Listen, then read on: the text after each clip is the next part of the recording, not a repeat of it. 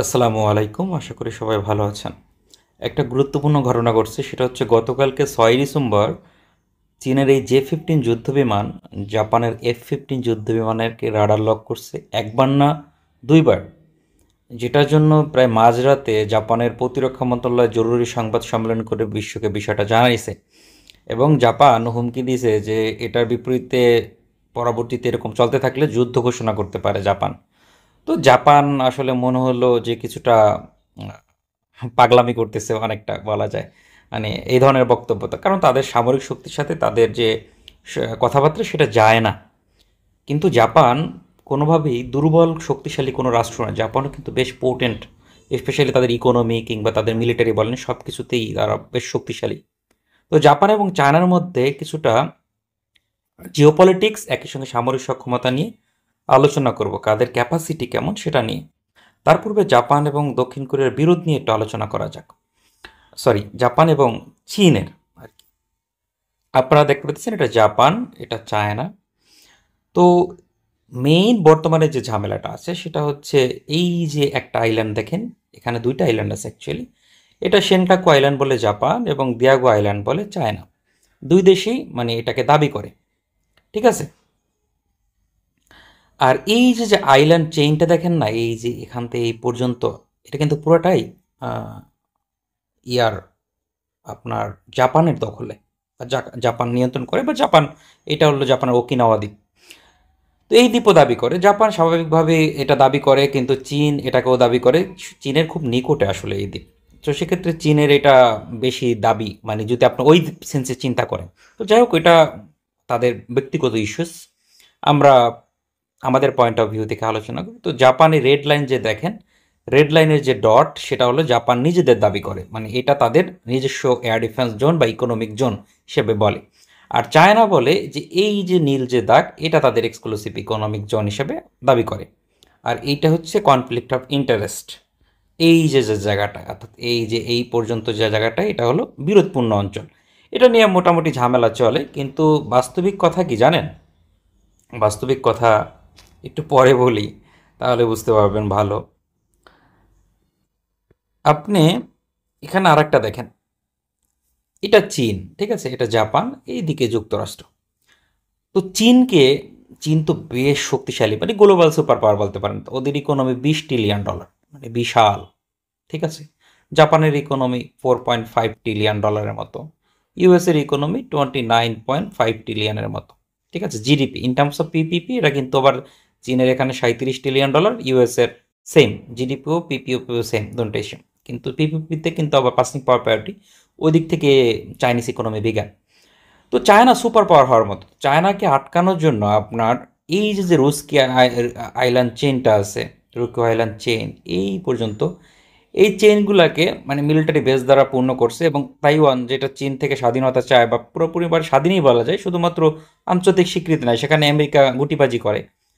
তো এই তাইওয়ান এবং ফিলিপাইনও কিন্তু, ফিলিপাইনের এখানে কিছু আইল্যান্ড আছে এই পর্যন্ত, এই একদম চীনকে ঘিরে ধরে রাখছে আর কি বলা যায়।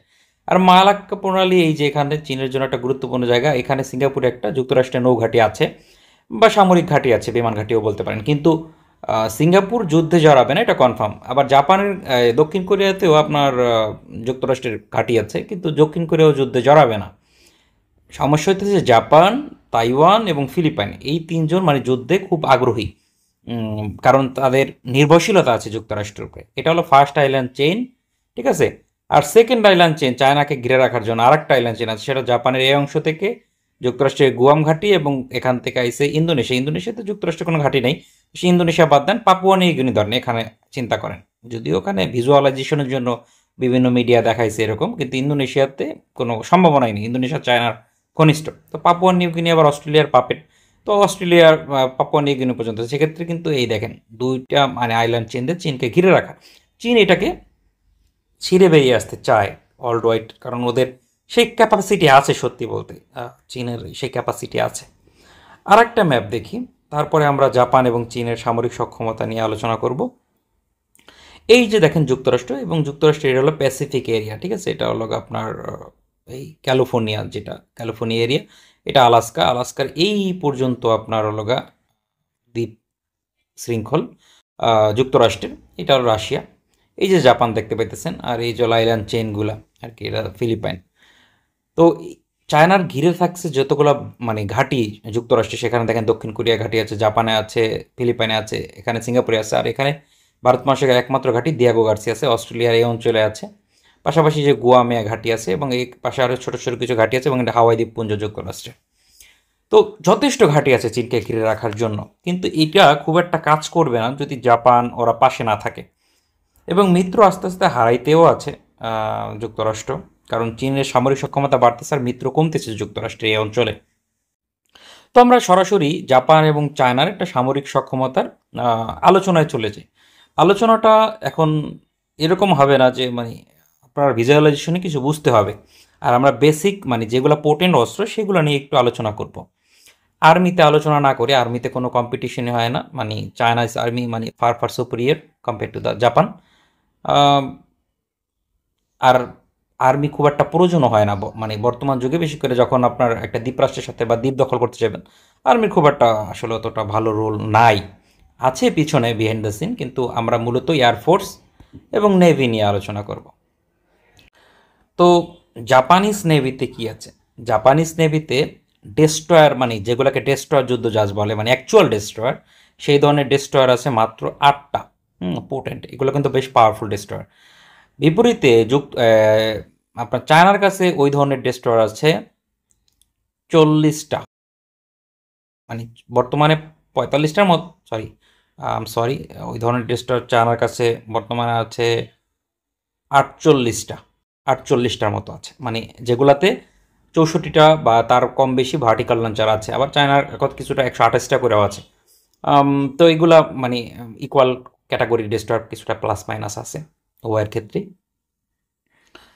আবার চীনের কাছে চীনের পরিবর্তে আমরা জাপানের কাছে ফ্রিগেট যুদ্ধ জাহাজ, ফ্রিগেট বলতে যেগুলোকে বোঝায় আপনার ধরেন 32টার মতো ভিএলএস আছে, ওরকম জাহাজকে আমরা বোঝাই, বা 8টা অ্যান্টিশিপ মিসাইল থাকে। সেই ধরনের জাহাজ আছে জাপানের কাছে প্রায় 30টার মতো, বেশ পাওয়ারফুল। আর চায়নার কাছে এই ধরনের জাহাজ আছে অলমোস্ট আপনি ধরতে পারেন 50টা প্লাস, এখন 60টার মতো, আমরা 50টা ধরি অ্যাপ্রক্স, 50টা আছে। এটা হলো যুদ্ধ জাহাজ। আর হেলিকপ্টার ক্যারিয়ার আছে জাপানের কাছে 4টা। আর চায়নার কাছে হেলিকপ্টার ক্যারিয়ার 4টা আছে, এবং একটা আছে 076 হাইব্রিড এয়ারক্রাফট ক্যারিয়ার কাম হেলিকপ্টার ক্যারিয়ার, সেক্ষেত্রে 4+1টা ধরি। আর এয়ারক্রাফট ক্যারিয়ার আছে চীনের কাছে 3টা, আর ওদের কাছে একটাও নাই, সরি একটাও নাই, মানে শূন্য। আর সাবমেরিনের দিক থেকে যদি বলেন, তাহলে জাপানের কাছে বর্তমানে সাবমেরিন আছে 22 থেকে 24টার মতো, আহ, কিছুটা সি ট্রায়ালে আছে। ওগুলা যদি না ধরি, অ্যাক্টিভ যদি ধরি, তাহলে 22টার মতো। চায়নার কাছেও অনেক সি ট্রায়ালে সাবমেরিন আছে। চায়নার কাছে সাবমেরিন আছে ধরেন 65টা। তো অনেক পার্থক্য, বলতে পারেন 3 গুণ সাবমেরিন আছে জাপানের তুলনায়। তবে জাপানের সাবমেরিনের কোয়ালিটি ভালো, মানে ওভারঅল যদি চিন্তা করেন জাপানের সাবমেরিন খুব ভালো সাবমেরিন। বিশেষ করে এই 22টার মধ্যে 16টা সাবমেরিন আছে অনেক মডার্ন, অনেক আধুনিক, অল ক্লাস সাবমেরিন। চীনের কাছেও আছে, কিন্তু জাপানিজ কোয়ালিটি কিছুটা বেটার সাবমেরিনের ক্ষেত্রে আবার বলছি। তো এটা হলো আপনার মোটামুটি নেভির যুদ্ধজাহাজ, হেলিকপ্টার ক্যারিয়ার বা কী কী আছে সেটা। আমি যদি আবার এয়ারফোর্সের দিকে যাই, তাহলে আমরা দেখতে পাইবো মানে জাপানের কাছে F-15 ফাইটার আছে ধরেন সব মিলে 200টার মতো, কিছুটা প্লাস মাইনাস।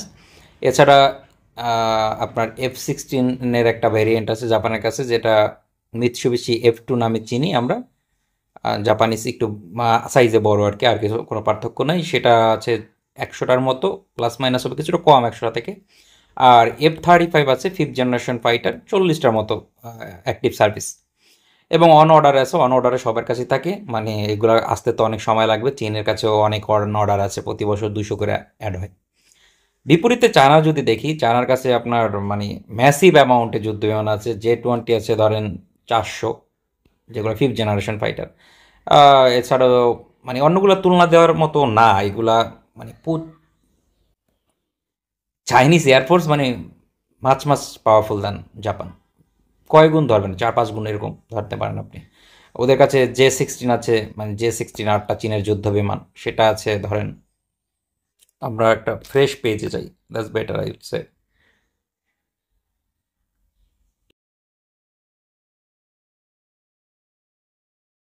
জাপান।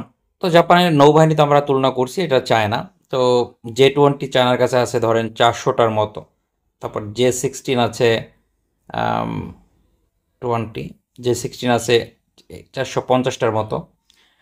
J-10 আছে আপনার 600-র মতো, 700 অ্যাকচুয়ালি, আমরা কমাই ধরতেছি, কিছু কিছু পেএসআর অর্ডার যেগুলো ওইগুলো বাদ দিতেছি। এরপরে আপনার J-15 আছে ধরেন, যেটাতে রাডার লক করছে যেই বিমানটা, সেটা আছে 100+ অ্যাকচুয়ালি। তারপরে SU-30, SU-27 এগুলা যদি আমি কাউন্ট করি, সেখানে আছে আরও ধরেন 300-র মতো যুদ্ধ বিমান। তো চায়নার অনেক এজ আছে এই দিক থেকে চিন্তা করতে গেলে, মানে জাপানের তুলনায় মারাত্মক শক্তিশালী। আর অ্যাওয়াক্স এয়ারক্রাফট জাপানের কাছে ভালোই আছে 25টা, বেশ পাওয়ারফুল বলা যায় 25টা। চায়নার কাছে যদিও 50 থেকে 70টার মতো আছে, এর ডাবল বা 2.5 টাইম বেশি আছে। তো এখানে মোটামুটি এয়ারফোর্সেও আসলে খুব একটা তুলনা চলে না, নেভিতে যতটাও চলে মোটামুটি একটু, কিন্তু এয়ারফোর্সের তুলনা চলে না। একক 1:1 যুদ্ধ হলে চীন আপনার জাপানকে খেয়ে ফেলবে সোজা কথা, মানে মানে এরকম কোনো তুলনার দেওয়ার মতো অবস্থায় নাই। এতটাই ডিসঅ্যাডভান্টেজ পজিশনে আছে আপনি যদি চায়নার বিপরীতে জাপানকে তুলনা করেন। মানে জাপান যেভাবে হুমকি দিচ্ছে সেভাবে তো মানে অনেক কিছু করার কথা আসলে। আম, শিলাবৃষ্টির মতো মিসাইল পড়বে জাপানে যদি কোনো ধরনের ভুল সিদ্ধান্ত নেয়, বা ওরকম কোনো আত্মঘাতী সিদ্ধান্ত নিয়ে যায়। মূলত জাপান নাচে পিছন থেকে, যুক্তরাষ্ট্র না চায় তাই নাচে, এছাড়া জাপানের ওরকম ক্যাপাসিটি নাই। তবে তাইওয়ানে চায়না অবশ্যই হামলা করবে বা আক্রমণ করে দখল করতে যাবে, তখন জাপান এখান থেকে মোকাবেলা করতে পারে যুক্তরাষ্ট্রের সহযোগিতা নিয়ে। যুক্তরাষ্ট্র হয়তো মনে হয় না সরাসরি এই যুদ্ধে আসবে চায়নার বিপরীতে, কিন্তু চায়নাকে মানে জাপানকে লেলাই দিবে, জাপানকে অস্ত্র দিবে, সহযোগিতা করবে বিভিন্ন ক্ষেত্রে, যেমন স্যাটেলাইট সহ আরও বিভিন্ন ইস্যুতে সহযোগিতা করবে। জাপানিজ ফোর্স এখানে যাওয়ার চেষ্টা করবে। কারণ কি দেখেন, কারণ আছে। জাপান যে যাবে এটা তো এমনি যাবে না, জাপানের যাওয়ার মূল কারণ আছে। সুপার পাওয়ার যখন হয় না, তখন বাই নেচার সে অনেক কিছু পেয়ে যায়। এই যখন তাইওয়ান দখলে যাবে, যাবে কনফার্ম, মানে সেটার জন্য কতটা প্রাইস পে করবে চায়না সেটা হলো বড় কথা। এইটা দখল হয়ে গেলে কি হবে জানেন, আপনার পরবর্তীতে এই দ্বীপ দখল হইবে, এখানে তো দাবি করতেই আসতে পারবো না। জাপানকে মানে এমন মারা মারবে বলার বাহিরে, এইগুলা দখল করবে। পরবর্তীতে ওকিনাওয়া দখল করবে, ওকিনাওয়া খুব গুরুত্বপূর্ণ, বাট এটা দখল করবে। যুক্তরাষ্ট্র তাদের অর্ধেক মেরিন এখান থেকে সরাই গুয়ামে সরাই নিছে, ভবিষ্যতে এখান থেকে আরও সরাই নেবে। এবং এই পর্যন্ত দেখবেন এক সময়, মানে মনে রাখেন, হয়তো আমরা সে সময় বুড়া হয়ে যাব বা বাঁচবো কিনা জানি না, এই পর্যন্ত দখল করে ফেলাইবে, মানে এই এলিয়েন চেন পর্যন্ত দখল করে ফেলাইবে। এরকমই হবে আসলে। বিশাল এরিয়া জাপান হারাইবে, এই আইল্যান্ড চেন জীবনও জাপানের কাছে থাকবে না ইন দ্য ফিউচারে। কারণ এটা সুপার পাওয়ারের একটা বলা যায় দাবি। পৃথিবীর সব সুপার পাওয়ারই এরকমই হয়, প্রথমে পরবর্তী সময়ে চেঞ্জ আসে আর কি সুপার পাওয়ারের মধ্যে। এবং চায়না যে এখানেই থেমে যাবে বিষয়টা তা নয়, চায়নার অগ্রসর যাত্রা আরও আছে। আমি আরেকটা ম্যাপ থেকে দেখাই আপনাদের, এই ম্যাপটায় ভালো বুঝতে পারবেন। এই দেখেন, চায়না ভবিষ্যতে কী করবে, তাইওয়ান দখল করবে। হুম, সাউথ চায়না সি তো আছেই কন্ট্রোলে, বলা যায় এইগুলো কন্ট্রোলে আছে এই অঞ্চলে। এখানটা কিছু কন্ট্রোলে নেই, সেগুলো কন্ট্রোলে চলে আসবে এই অঞ্চলে। আর এই পুরা যে আইল্যান্ড চেন আছে, এই আইল্যান্ড চেন এই পর্যন্ত দখল করবে। ভবিষ্যতে আপনার এই যে একটা দেখেন কামচাটকা দ্বীপ, রাশিয়ার এই কামচাটকা দ্বীপ ইয়ার দখলে আসবে, চায়নার দখলে আসবে। এবং জাপান, রাশিয়ার আর জাপানিজ এই আইল্যান্ডগুলো কিন্তু রাশিয়ার দখলে, এগুলো চীনের দখলে চলে যাবে। এবং এই যে এরিয়া রাশিয়ার, ঠিক আছে, এখান দিয়ে রাশিয়ার বেশ কিছু এরিয়া, মানে বিশাল কয়েক লক্ষ কিলোমিটার এরিয়া, মাঞ্চুরিয়ান অঞ্চল হিসেবে পরিচিত, এগুলা ভ্লাদিভস্ক রাশিয়ার, এগুলা পুরোটাই মানে চীনের কন্ট্রোলে চলে আসবে একটা সময়। হয়তোবা আরও সময় লাগবে, অনেক বছর সময় লাগবে, বাট এটা হবে। ফ্যাক্ট বা রিয়েলিটি যেটাই বলেন না কেন, এটা হবে। এর কোনো বিকল্প আমি দেখি না আসলে। পর্যায়ক্রমে হবে। প্রথমে এগুলা তাইওয়ান নেবে, তারপরে দ্বীপ তো এমনি কন্ট্রোলে, দ্বীপ কন্ট্রোলে আসলে আপনার ভারতকে পিটাইবে, তারপরে বলতে পারেন মোটামুটি। আহ, এই অরুণাচল দখল নেবে, তারপরে এখানে লাদাখ দখল নেবে। হুম, লাদাখ দখল নেওয়ার পরে আপনার অরুণাচল বা এখান থেকে আরও এক্সপ্যান্ড করতে পারে। বাংলাদেশ সীমান্তও পেতে পারে ইয়ার সাথে, চীনের সাথে। এবং এই অঞ্চল দখল নেবে, এর কারণ হলো আমেরিকার সাথে 1:1 লড়াই করতে পারবে। মানে চীনের ভূখণ্ড থেকে একটা ক্রুজ মিসাইল নিক্ষেপ করলে সেটা আমেরিকার ভূখণ্ডে যা পড়বে, এরকম অবস্থায় এখান থেকেই হবে। মানে কম রেঞ্জের মিসাইল যদি মারতে হয়, কারণ কস্ট ইফেক্টিভের একটা বিষয় আছে, সেটা এখান থেকে সম্ভব হবে। দেখা যাক ভবিষ্যতে কি হয়। তবে জাপান যে ধরনের হুমকি টুমকি দিচ্ছে সেইগুলো আসলে জাপানের পক্ষে বাস্তবায়ন করা কোনোদিনই সম্ভব না। কারণ পৃথিবীর মনে হয় সকল দেশের রকেট ফোর্স মিলেও চাইনিজ রকেট ফোর্সের সমপর্যায়ে আসবে না। মানে এত রকেট ফোর্স, এত মিসাইল চায়নার কাছে আছে, এবং গ্রাউন্ড ফোর্সের কাছে, রকেট ফোর্সের কাছে। হ্যাঁ, যুক্তরাষ্ট্রের বেশি মিসাইল আছে, যদি এয়ারফোর্সের কথা তুলনা করি ডেফিনেটলি ওদের এয়ারফোর্সের কাছে বেশি মিসাইল আছে। তারপর নেভির কাছে ওদের বেশি মিসাইল আছে, কিন্তু গ্রাউন্ড বেস যে রকেট ফোর্স, ব্যালিস্টিক মিসাইল বলি শর্ট রেঞ্জ, যুক্তরাষ্ট্রের তো শর্ট রেঞ্জের কোনো ব্যালিস্টিক মিসাইলই ছিল না, এখন হয়তো বা 30-40টা থাকতে পারে। সেখানে চায়নার কাছে মনে হয় 2 থেকে 3 হাজারের মতো আছে ব্যালিস্টিক মিসাইল শর্ট রেঞ্জ ক্যাটাগরিতে।